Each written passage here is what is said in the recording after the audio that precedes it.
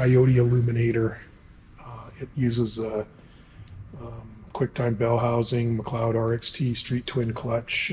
It's got a T56 Magnum XL. This car's heads, cam, intake, long tubes, full exhaust, 410s. It's got I kept the AOD, but it has a Lentec Street Terminator valve body in it. This car over here is not a Foxbody, but it's a Resto Mod 347. Oh, very nice. 4R7W. It's got a Ford 9-inch and it's got the full Ride Tech suspension in it. And what do you call this again? The fridge? Yeah, I call it. Yeah, white's not my color. I have right. Okay, the Lincoln. Yeah, all right. So this car's, you know, a less exciting car, I guess, than the Foxbody, but they're meant to be brothers, and they are. They're both the same year, technically the same color. Shades are a little different, I guess, but this is the conservative accountant. Yeah. This is the guy that hangs off of skyscrapers and drinks Red Bulls all day long. This car's heads, cam, intake, long tubes, full exhaust, 410s. It's got I kept the AOD, but it has a Lentec Street Terminator valve body in it, so it's quite a bit more aggressive shifting, and it provides an electric overdrive lockout, so you have a B&M hammer in there, so you can use a true 1-2-3 shift. It uses a Speed Hut SST shift light, but I've tried to keep the car conservative, and I built this car as like a, you know, Sunday cruiser. Yeah. And that's what we use it for. It's a fun cruising car.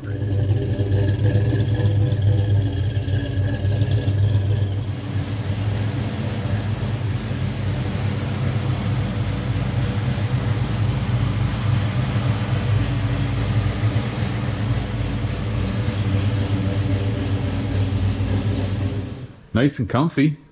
Yeah, you know, compared to the Foxbody, these cars are very, very advanced. It's so advanced of a car that, you know, you feel like when you're driving it, you feel like it's contemporary. You know, right. It has whatever it is, 8-way power driver and passenger seats. It's got auto headlamps. It's got auto high beams. It's got automatic climate control. It's 4-channel ABS. They're the first in the Ford lineup to have that. It's air suspension. Oh, is that right? Factory all-around disc brakes. So it has tilt steering. Like, this is an airbag car, and it has tilt steering. So this is something I think you and I might have chatted on this at one point before, and I'm sure there's a reason why no one's figured this out, and it must be due to like shaft length, or there's some engineering that needs to go into it, but why no one has put a Lincoln tilt column in a 90 through 93 Foxbody? Yeah, well, you know, you think, oh, I don't know about Foxbodies, and I've done a lot with Foxbodies and all this stuff.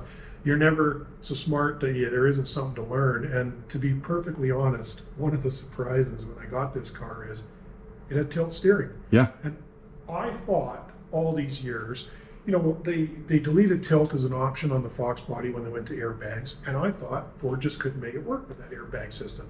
But you can see when you look at this, it's exactly the same wheel. I mean, it has a different perforated wrap on it. Yeah. It's different color than in this car, but it's exactly the same wheels in your airbag Foxbody, but it has tilt steering. So, however, you gotta understand the Mark VII cost something like double what a Fox coupe did. Right. When they were new. You know, another funny rabbit hole I've ran down is Jag and Aston, at the time when, I don't know how much involvement Ford still has with them to this day, but at the time they were more involved, I believe. They have this exact same wheel in them. They do they? Yeah, and I believe it's a tilt. Okay. I mean, it better be if it's a Jag or an Aston. You're paying a lot of money for those cars. There was some crossover between Lincoln. Like, my wife drives a 2000 LS. And, right. That's got much of the same underpinnings as one of the Jaguars. Right. But they're the same. Yeah. Another thing about the Mark is it has a real power sunroof in it. Right. So it's not just a pop-up air roof. It's a retractable power sunroof. Yeah. Like, when you drive the car, you feel it's easy to get yourself in the mindset that you're driving a contemporary car. And a lot of these features are stuff that they're on every junk pile you can buy today, every, Yeah. Kia or whatever budget grocery getter that you can buy today. But the thing is, stuff like, let's take the outside temperature display. So it has that. Right. The first year for Mustang to have outside temperature display was 2010. No kidding. Yeah. So this is 20 years older than that. Yeah. So I mean, these are features you expect today, Yeah. but they were absolutely positively not on cars in the 80s and early Right. 90s. So now I was just looking at this from the back angle here. Is there different spindles or anything on this car or A-arm, or is that just a different offset wheel that's wider? No, it uses wheel adapters because it's, these Lincoln rotors have a big hub on them. Oh, right. These wheels are actually Mustang wheels off a 2000 GT. Okay. They don't have the Ford centers in them, but what I did, I had this 2000 GT convertible. I switched it to deep dish bullets, and then I put the centers from the Mustang wheels in on that car. Gotcha. And these centers are ones that came with the aftermarket wheels, but these are the original Ford wheels off of that 2000 GT. Okay. In order to fit them on the Lincoln, you, unless you do a spindle change, which is sometimes easier said than done on these cars, because everything's different. You got to use a wheel adapter. So it's not a spacer, it's an adapter. So that's a deal that bolts to the factory hub, and then the wheel bolts to that. Okay. It's not a spacer, which can generate a shear problem. Yeah. Right. Okay. So that's why it's off, just out just a little bit. Right. Actually, I think it makes the car look a little bit tougher. And it does. I have the Lincoln wheels. I have the real BBS wheels for it. But, right. Honestly, they're not the nicest. They look okay from 20 feet away, but they're not the nicest, and it's a pile of work to refinish them. And then at the end of the day, I don't like them that much anyway. And like, this is a car that has a lot of work done to it, but it's sleepery. So I thought, okay, you can really hear it when you start the car, as it's super 44s and all of this. But if it's just sitting at a car show or whatever, I wanted it to have at least some additional outer cues that this car is a little extra. Right? Not your average Lincoln. It's funny because I show it with a show sheet and it's got all the stuff listed on it, and you can see guys come up, take a look at the car, take a look at the sheet, and then look incredulously back at the car, wondering why or who would do something like this to it. Right. And there's guys who they'll see me and they know all about me, I guess, and so they'll stop and look at a car because they know I wouldn't bring a car that was no nothing to a car show. Yeah. But the wheels give it just a little bit of additional cue, and I thought they looked great on the car, to be honest. They do. Yeah. That's aesthetics are up to the viewer, I guess. The beholder. Yeah. You got to build a car to suit you. So, you do. Yeah. That's the mark. This little Foxbody in here is one that I just got. What's going on here? Is that out of there? No, this is the dreaded heater core. Yeah, the cooling system on this Foxbody was absolutely savaged, and I fixed everything in it, and then I discovered, the heater core is leaking as well. I've had it on the dyno.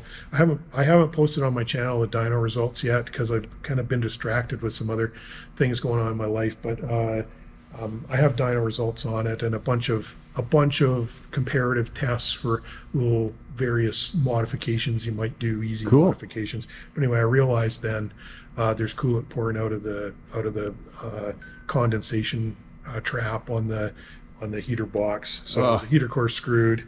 So I got this box just on the shelf, and I took it apart to just refresh my memory on pulling the heater core out, and also because I thought maybe I'll just salvage this core and put it in this car. Right. I'm a little bit tossed up as whether I'm going to buy a new one or not, but my understanding is the new ones are aluminum, and I don't know. This is it. Maybe this is a better core. I know. Anyway, I popped this open, and you can see it's like, if you can get at the box, it's really easy. There's 4 screws. There's a lid 4 screws come out, you take the lid off, and then that just pops out. Out she comes, yeah. Yeah. It's just getting the damn box out. That's the fun I part. think you have to actually remove the whole box. I think you got to pull the whole dash out. Yeah. So I'm kind of building up a laundry list of things. There's some little wiring gotchas and stuff in this car. So it's a good opportunity when you're going to start taking all this stuff apart to like look for the alarm system and deintegrate it. Look for any other wiring problems in behind the dash that might be causing some wonky gauge readings and so on. Because it's had some wonky gauge readings. So Right. Anyway, yeah, it's a nightmare of a job. So. Yeah. But then this is a little pre-work on that job. So. So this is kind of where Tecmotion does most of its work, on the rollers. Yeah, for sure. It's winter, so I got junk on the dyno and whatnot, but you can see there's been a lot of black spat on the walls there. Some of that's exhaust, some of that's rubber. Greta Thunberg would love that. How dare you? How dare you? Isn't that what she says? Yeah, how dare you? Yeah. Well, anyway. And what do you call this again? The fridge? Yeah, I call it. Yeah. White's not my color. I had a white 67 fastback at one point, and I mean, I would lose car shows to guys with way worse cars with like a red Mako paint job right over the rust blisters, and I don't know. I've never really liked white. Yeah. I'm partway through a paint cleanup on this car, and I've made quite a bit of headway, but it's not been done. But as I've worked on it, I've felt like it's a garage find car that's been sitting around. It really has. And that's part of why the cooling system's such a mess. But as I've worked through it, I'm fairly happy at the state of the paint. I think we're going to get something nice. And I don't know. I've had it out a little bit outside, and you always look back at a car in the parking lot, and I'm okay with it. Yeah. Is it original paint? Maybe. I can't be sure what exactly has gone on with the car, but it definitely shows its age. It's had a lot of outside. Like, you see how savage this is? Yeah. I think these are probably beyond help. I think I'm going to have to replace those. I know you probably didn't get a close-up on my Fox coupe, but it's perfect, right? Like it has quarters. It has perfect quarter windows because it's been inside the whole time, climate control. Yeah. It's really been. But this is. I called it a garage find, but it clearly spent a lot of time outdoors. Yeah. And so, all the seals here on the sunroof look terrible. Unbelievably, it doesn't leak, but I have not had the courage to pop this yet. Obviously, it needs all new seals there. Yeah. There's a bunch of, all this plastic stuff is all screwed up, but all that stuff's readily available, and it's not big money. Yeah. So I think we're going to kind of focus on a restoration. On the other hand, when you get looking at the interior here, this looks like a genuine low mile car, and it's a 93. It's a power seat car. Oh wow! And it's a factory CD player car. Oh yeah. Let me get the light on that so you can get a little look at it. That's a factory CD player in there. So this is a highly optioned car. It's a high option car for sure. And I mean, another cue that this car is a low mile 2-owner car like it's supposed to be.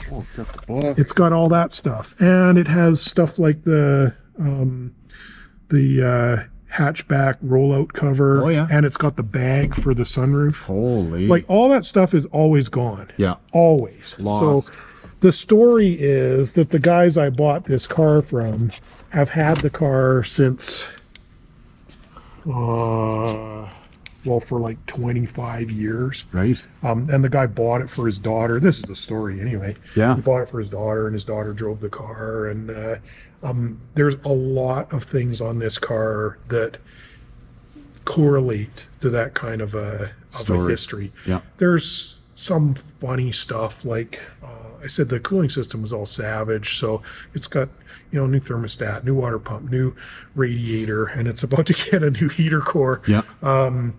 all that stuff was garbage on the car. And when I was working on this stuff, it's pretty clear the front cover was off. It doesn't look like the rest of the motor's been apart, or it doesn't look like the motor's been out of the car, but the front cover had been pulled. So like there was ultra copper on there. So that's not from Ford. Right. Why that would have been done?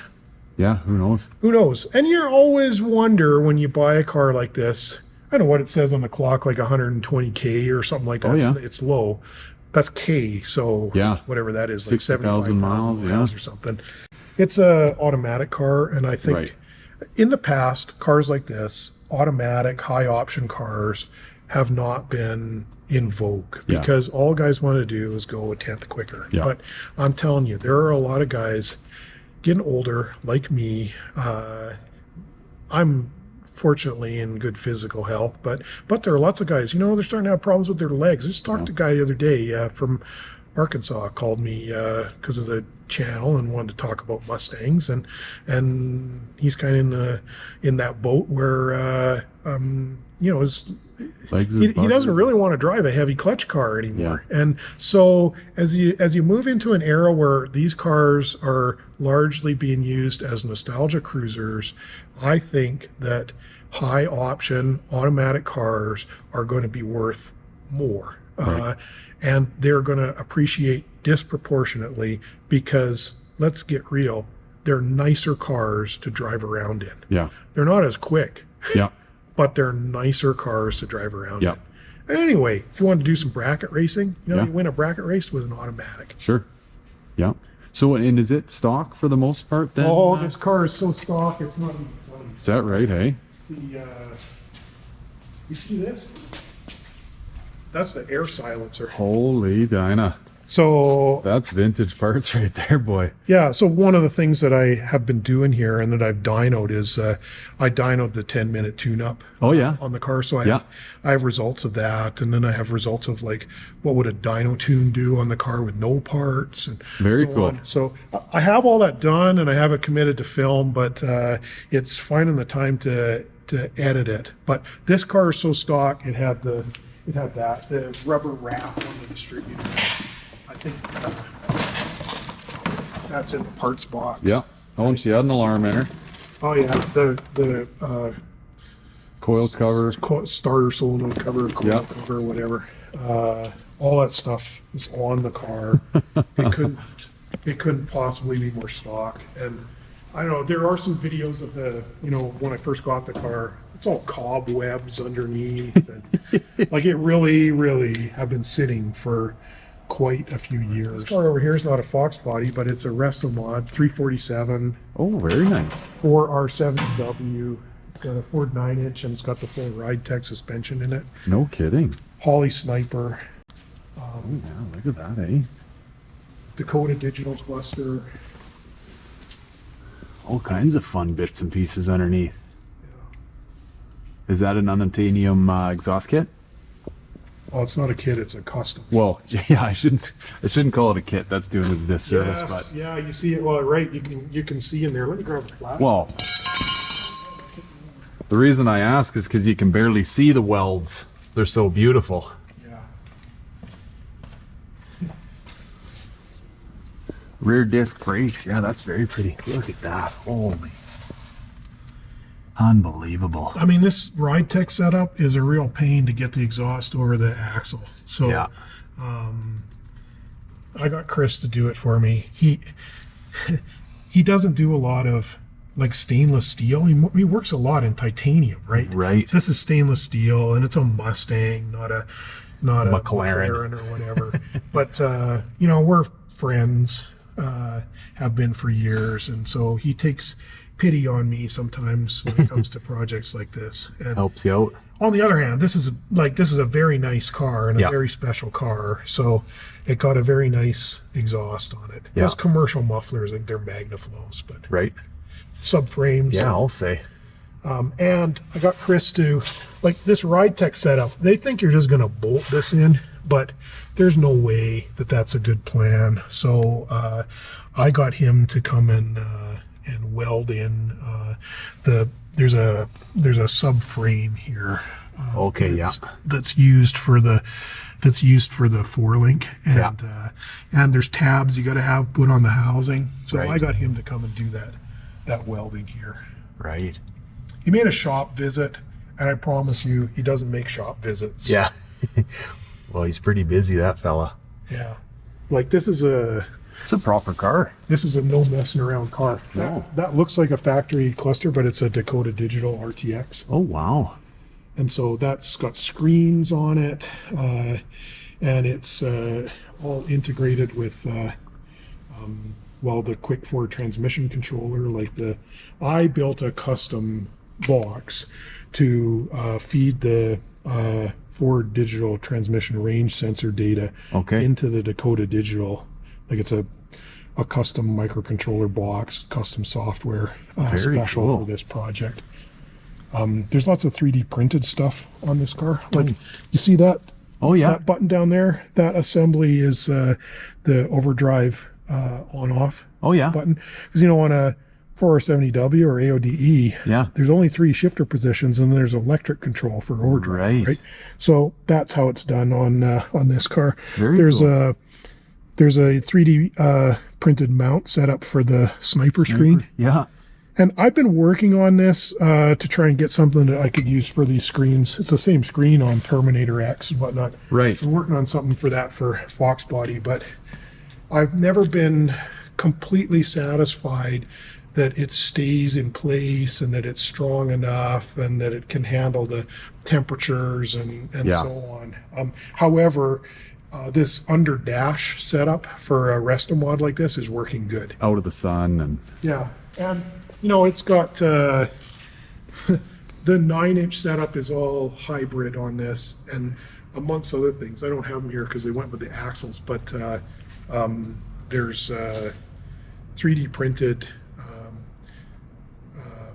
alignment rings that go over the hub on the rear axles and provide a centering for the brake rotors.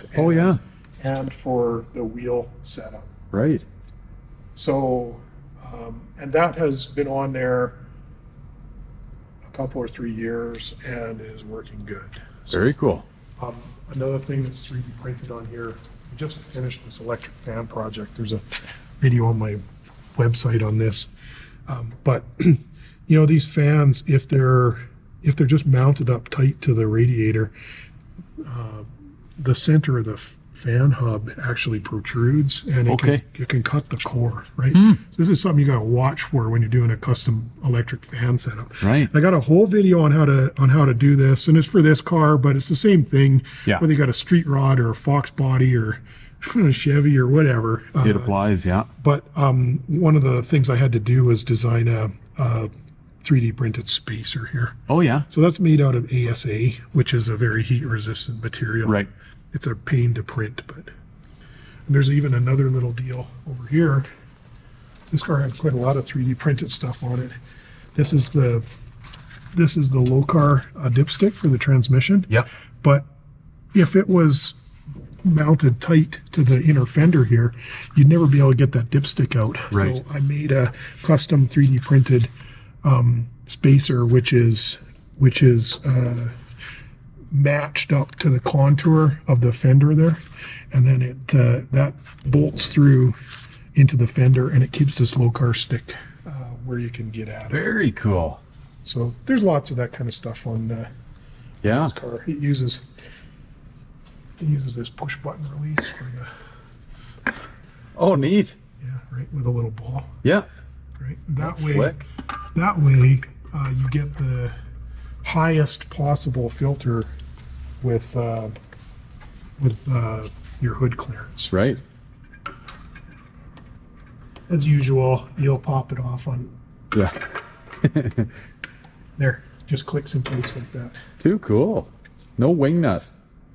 No wing nut, so it's totally flush there. And that gives you the most clearance you can possibly get. Right. Yeah, it's a beautiful car.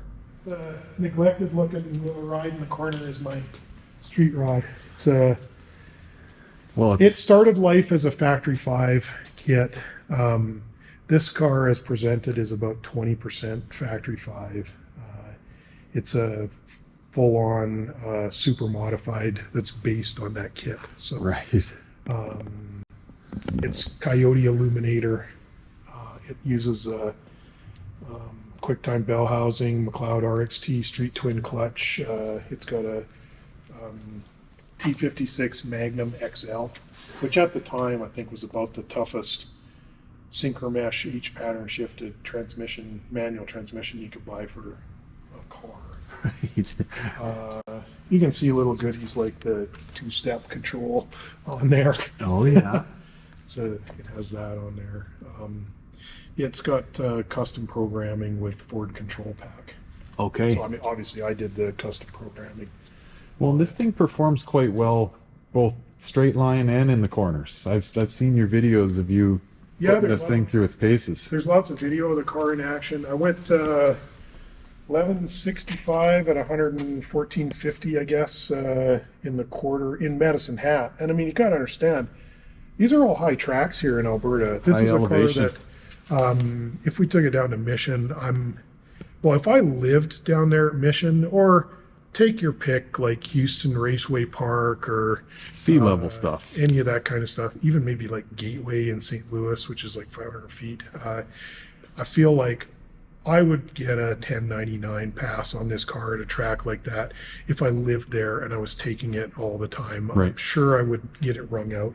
I went 1165 at 114.50 in Medicine Hat, and the DA was about 5,000 feet. So, Right. and it went a 157 60-foot time, Right.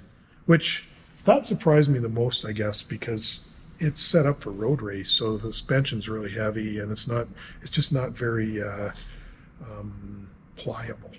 Well, and that's one of the deceiving parts about this car, which I'm pretty sure you've mentioned this to me before. Like, your first assumption when you see something like this is very, very light car, but it's not actually all that light because you've strengthened the extra living heck out of it, haven't Yeah, I you? mean, we tried to keep it light, but it has working interval wipers, and it's got a like heater and defroster, and it has power windows, and it's got like soundproofing and heat shield throughout, like all through the floors, even on the top of the roof here, and there's a headliner. Right. And that's done because it, like when you put that stuff up there, it reduces that like oil drum hollow kind of sound. But all of that stuff weighs, right? Sure. And I had Chris from Unobtainium did the rollover system in it for me. So while you think Factor 5 chassis or whatever, about a third of the bars in this chassis are custom. Right. It's sanctioning legal for SCCA Solo 1, Solo 2, ASN Time Attack, and NHRA IHRA to 10-0. Wow. There's door bars, but I have the door bars out for the street. We're mainly driving the car, like the car shows and stuff these days. Right. It's got those Ultra Shield Rally Sport seats. So they're 16-inch aluminum shell seats with an upholstery kit. That mirror that's in there is actually a screen. And it's mounted with some 3D printed stuff. And then there's a camera in the back window, which is also mounted with some custom 3D printed stuff. And that relays the camera image from the back window to the screen. And Oh yeah. it's a wide angle camera, so that reduced the blind spot almost to zero. I can see a car in the display up to the point that I can see him in my peripheral vision. Now, if he's a couple lanes over on a big freeway or it's a motorcycle, there's always a chance that someone could be hiding there. Right. But you cannot believe the stress that took out of driving the car. Yeah. 'Cause you drive this kind of thing on the street, there's always somebody lollygagging around looking at you and whatnot. I mean, that's fine. Who doesn't want their car to be Seen like liked, that. right? Yeah. But especially when you have about 2,500 hours in it, right? So Yeah. it's nice to be appreciated. But, they're busy looking at you, and the next thing you know, they're turning into you or whatever, or they're sitting in a spot where they can film you with their cell phone camera and you can't see them, Yeah. right? So it's taken a lot of the stress out of it. I have Yeah. a heart rate monitor on my watch, and I can tell you my heart rate driving the car declined substantially with that change. Because I used to just have a rear view mirror, and it's got a little slot of a window, and the rear view mirror did work, but not nearly as good as this does. Well, and that's a big wide blind spot in those two back corners, hey? Yeah, it's a challenge for sure. Yeah. This is a custom fuel cell in it, ETL fuel cell. It's 3-link in the back, 488 with 410 gears, and Bear SS4, I guess they are, 12-inch brakes on the back. Then it's got the Ford Cobra brakes on the front. Oh, yeah. SVT Cobra brakes on the front. And have you had it on a scale? Yes. Oh, yeah. I have my own scales. Okay. It weighed 2532 curb. And with me in the passenger seat and my protective gear on and a fuel load, it was 51% on the back. Oh, yeah. Wow. So like a typical Mustang's about 57% on the front. Right. So the balance on the car is fantastic. No kidding. It's also why this car, it's kind of obscured here because I got some junk around here, old tires and stuff, but the tires are matched front to back. Oh, yeah. And there's no need to put a tire mismatch on to accommodate for like a weight problem. Right. The difference, yeah. Yeah. Yeah. It's an awesome handling car. I ran GT1 in the Alberta Time Attack series. I was second in GT1 with it. Right. Yeah, what a good looking car. And it's your red. Yeah. This color is a Dodge color. It's called Inferno Red. Okay. A secret, I think, when you're doing a custom car is paint it a production color, because you can see a car, an actual car that's painted that color. I owned an SRT8 Magnum. I bought it brand new.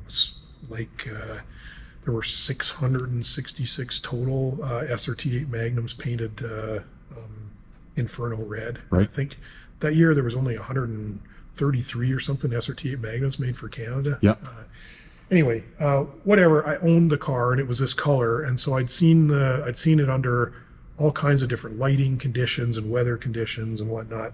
And then if you've had that kind of a vetting process on your color, when you paint your custom car that color, it's way more likely to come out the way you want it. Like I thought, if it's not shiny enough, like the idea was red with black and shiny accents, right? Yeah. And I thought, if it's not shiny enough, for instance, there's some shiny coil covers you could get for the Coyote, and the whole point was to feature the Coyote, so it was always meant to have no engine sides. Yeah. But after I looked at it, I thought, no, this is exactly the balance that I wanted. Yeah. Old meets new. It's easy to be too much of something. True. And I don't know, like I said earlier, aesthetics are, they're in the eye of the beholder, but from my personal standpoint, I prefer cars that are simple and elegant, and that don't have a lot of like in your face, and maybe let the performance do the talking. Subtle. So like I like a car that's painted one color. Yeah. Right. And I like a car that isn't all covered in extraneous badges. Right. We put one badge on this car. It's like the last thing I put on the car. I agonized over whether to put badging on it at all, but I had these like classic style. I think they're actually off of a V8 Explorer. Right. That's what these were used on. Yeah. But they're the classic V8 style badges. And yeah. I tried them in a few places. I liked them there. Yeah. And I thought they're subtle. They fit, like the V fits this body line. Yep. And that says it all. I think so too. It doesn't need a lot of nonsense. So that's how I like to build a car. Yeah. Sometimes I think, whatever, I see some of these cars, they win shows because they're all flash. They have every appearance thing they can possibly bolt on them on there. And it's not for me. Yeah. No, it's very, very, very pretty. Well, this has been an awesome tour, buddy. Yeah, Well, it's great having you. Yeah, no, 100%. I actually have something for you. Uh-oh. As you know, I make quite a few 3D printed parts for Mustangs, including vent pods. And so I thought, well, I'm going to give you a set of Foxbody vent pods. Hey, so now. this is 2 centers and 1 driver's side. And you can put them in your own car or give them to a channel subscriber, hold a contest, whatever. I love it, buddy. And those are parts that you're not lucky enough to get these ones. You can always get them from me at Tecmotion. Yeah, so you've got these on your Etsy site, but yeah, so probably easiest to go. You can go to Tecmotion.ca.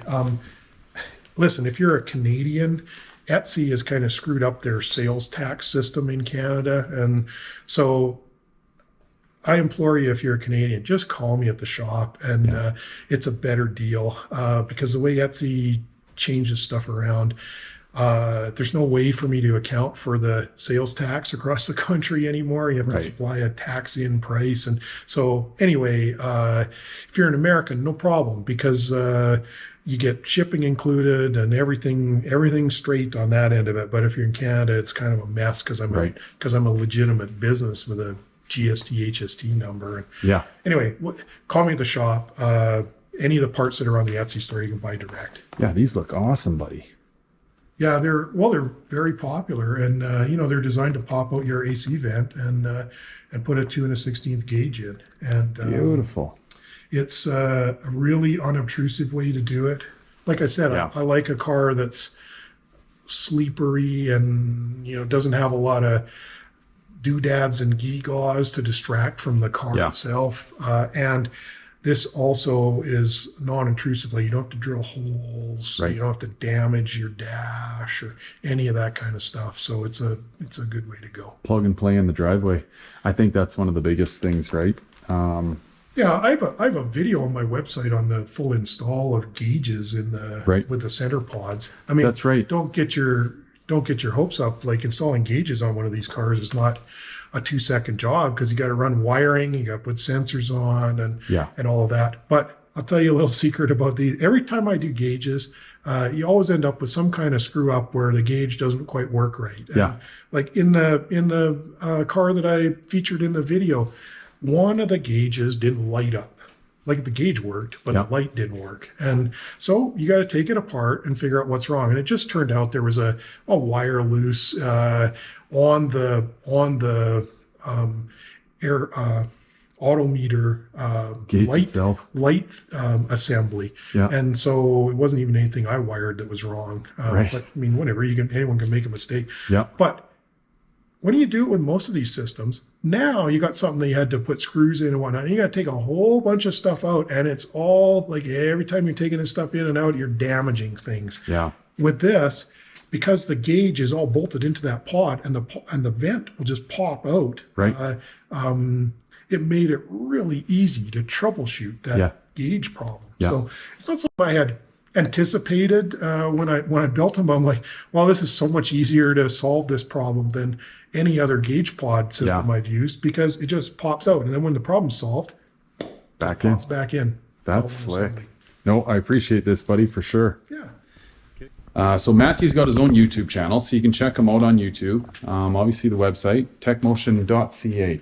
That's right. The website's Tecmotion.ca, and the YouTube channel is just Tecmotion, TECMOTION, no H. Yeah, cool. And you can track down all his 3D printed parts and his videos there.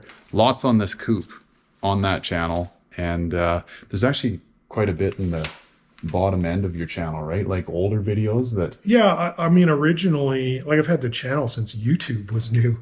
And so there were videos posted when this car was racing all the time that were contemporary. And so there's quite a bit of stuff like that. And then I've been doing some reposts on some HD remastered video from my library. So, Okay, perfect. So check them out there. Thanks for watching, guys. Take care.